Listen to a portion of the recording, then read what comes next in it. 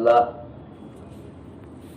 یہ اللہ کی مدد اور نصرت کے نازل ہونے کا بنیادی ضابطہ ہے۔ مولانا صاحب رحمۃ اللہ علیہ فرماتے تھے دعوت تسخیر عالم کا نسخہ ہے۔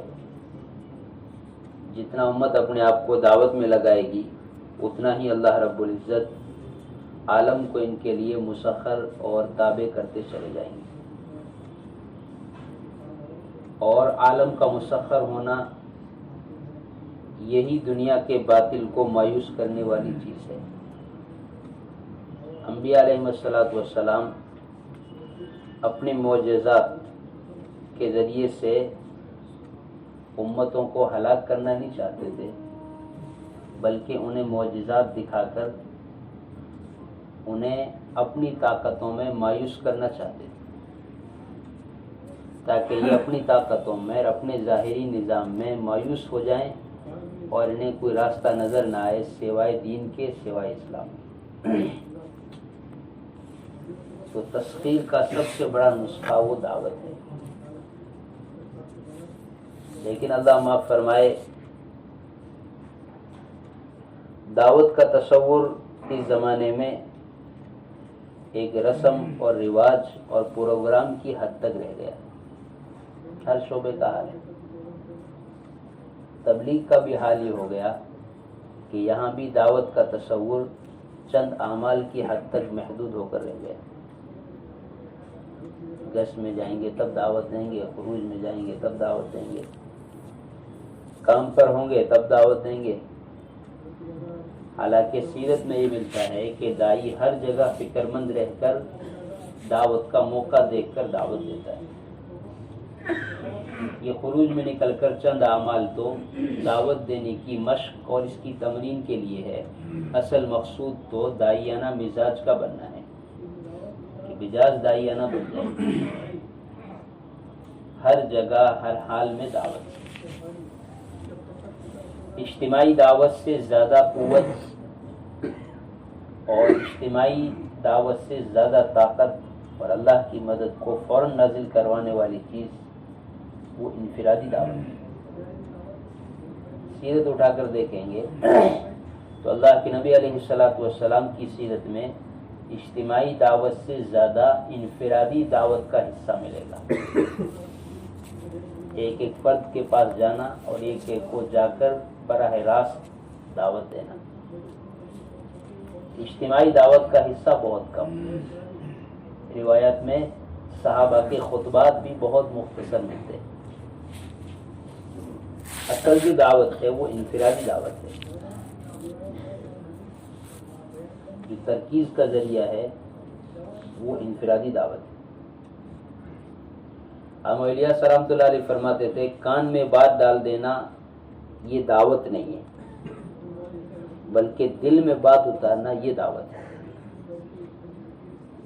اس زمانے میں ساری دنیا کے مسلمان اہل باطل کے کانوں تک بات پہنچا کر اس بات سے مطمئن ہو گئے کہ اب باطل ہدایت پر آ جائے گا یا باطل ہلاک ہو جائے گا، کیونکہ ہم نے دعوت پہنچا دی۔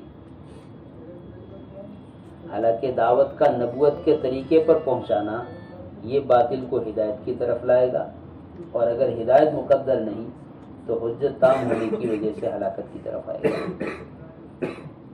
لیکن جب تک نبوت کے طرز پر دعوت نہیں پہنچے گی اس وقت تک عمومی باطل کی ہدایت یا جن کے مقدر میں ہدایت نہیں ان کی ہلاکت کا فیصلہ نہیں ہوگا۔ تو ہر ایک کا مزاج انفرادی دعوت کا ہونا چاہیے، ہر ایک کا مزاج انفرادی دعوت کا ہونا چاہیے۔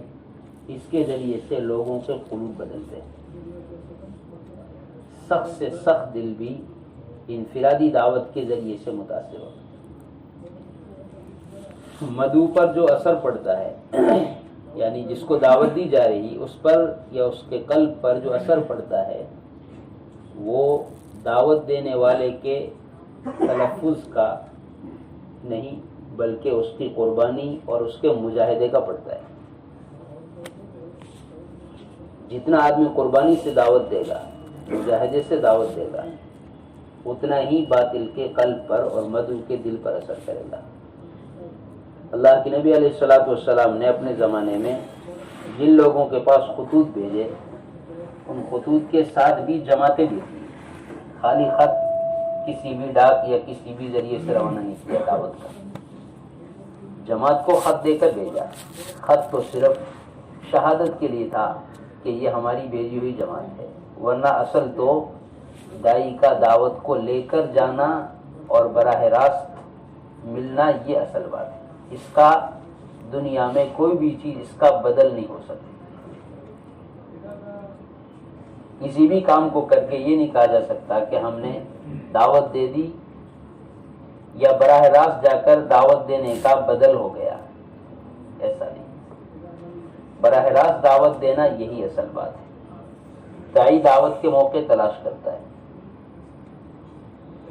اور دائی کے دل میں یہ جذبہ ہوتا ہے کہ وہ ہر ایک مسلمان کو یا ہر انسان کو اللہ کا بندہ ہونے کی وجہ سے سوچ کر اس کو دعوت دینا اپنی ذمہ داری سمجھتے ہیں۔ مولیا سر عبداللہ علیہ یہاں سے جامع مسجد کی طرف، یہ امینیہ مدرسہ ہے، یہاں کوئی حضرت کے رشتہ رہتے، یہاں جایا کرتے تھے۔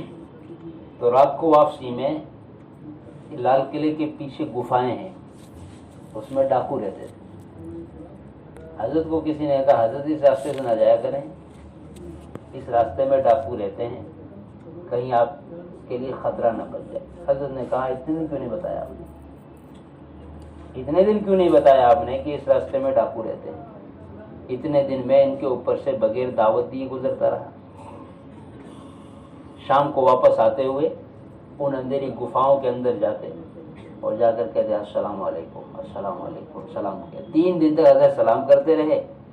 چوتھے دن جب سلام کر کے روانہ ہوئے تو ان کا سردار بھاگتا ہوا پیچھے آیا اور آ کر کہا دنیا میں ہمیں کوئی سلام نہیں کرتا، آخر آپ کو ایسا کیا درد ہے کہ آپ آ کر ہمیں سلام کرتے ہیں؟ حضرت نے انہیں دعوت دی، نظام الدین بلایا، اس کی پوری جماعت نے توبہ کی۔ اسی کا ذکر ہے آپ صلی اللہ علیہ وسلم کا سفر میں دعوت دینا۔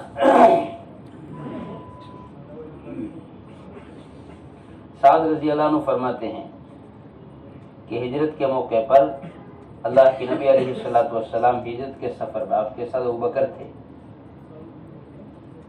رکوبہ ایک مکان کا نام ہے، جگہ کا نام، وہاں پر پہنچے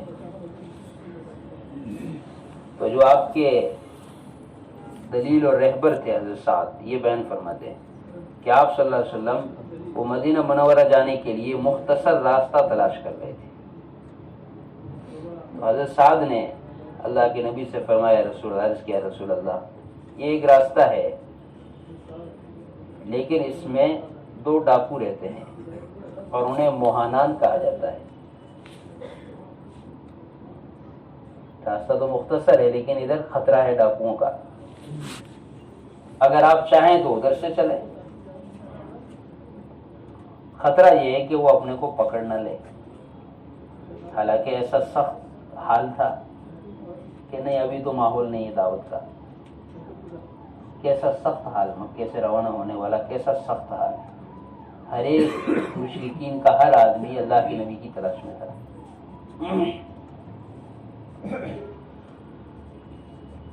آپ علیہ الصلوۃ والسلام نے فرمایا نہیں ادھر سے ہی چلو، ہم ان کو دعوت دیں گے۔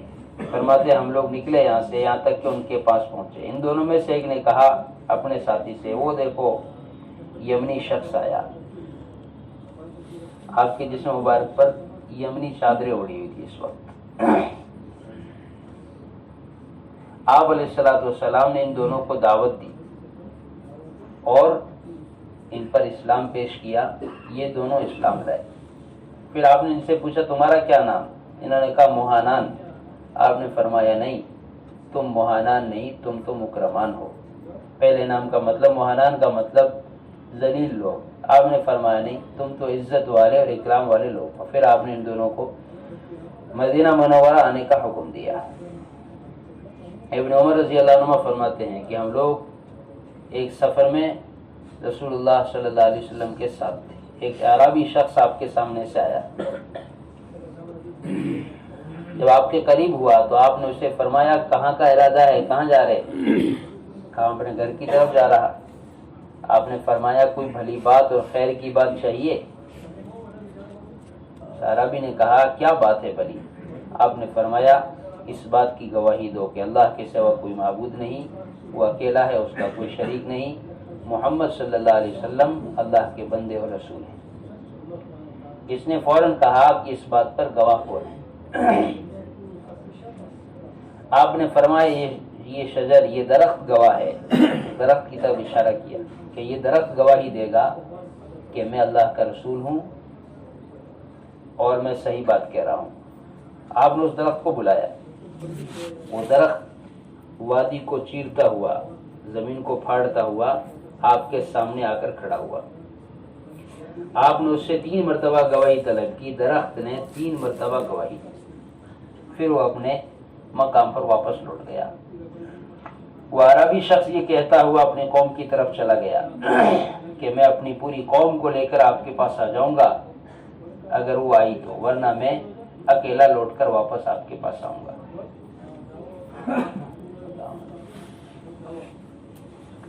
اللهم صل على سيدنا مولانا محمد وعلى آل سيدنا مولانا محمد كما صليت على إبراهيم وعلى آل إبراهيم إنك حميد مجيد ربنا ظلمنا أنفسنا وإن لم تغفر لنا وترحمنا لنكونن من الخاسرين